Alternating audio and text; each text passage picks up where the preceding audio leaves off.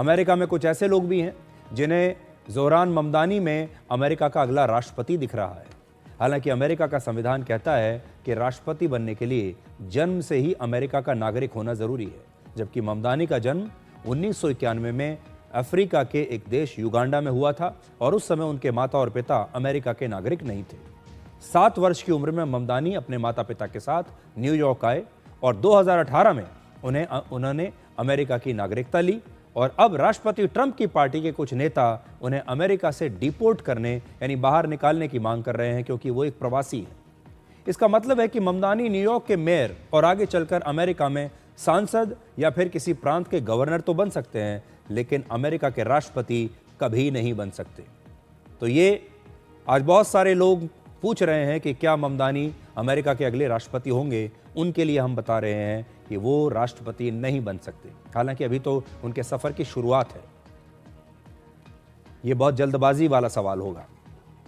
America के ही एक अखबार न्यूयॉर्क पोस्ट ने ज़ोहरान ममदानी को एक कम्युनिस्ट बताते हुए एक हेडलाइन लिखी है और फ्रंट पेज पर यह छापा है।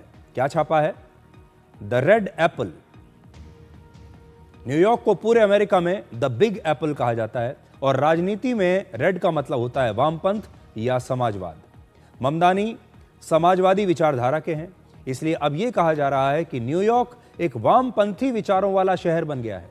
सबसे दिलचस्प बात यह है कि न्यूयॉर्क को पूंजीवाद की राजधानी कहा जाता है, यानी कैपिटल ऑफ कैपिटलिज्म माना जाता है, और ऐसे शहर ने आज एक वामपंथी को चुना है। इस जीत की एक बहुत बड़ी वजह है न्यूयॉर्क की डेमोग्राफी, वहां की जनसंख्या जो पिछले 20 साल से लगातार बदल रही है। आपने देखा होगा, हम अपने भारत में भी लगातार ये कहते हैं कि भारत में घुसपैठ हो रही है, जिसकी वजह से हमारी डेमोग्राफी बदल रही है, हमारी जनसंख्या की संरचना बदल रही है। न्यूयॉर्क में भी यही हुआ है और इस समय न्यूयॉर्क में मुसलमानों की आबादी 9% से भी ज्यादा हो गई है।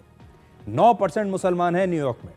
न्यूयॉर्क को अमेरिका के यहूदियों का गढ़ माना जाता है और अब वहां से एक ऐसा व्यक्ति चुनाव जीत गया है जो खुले तौर पर इजराइल का विरोधी है।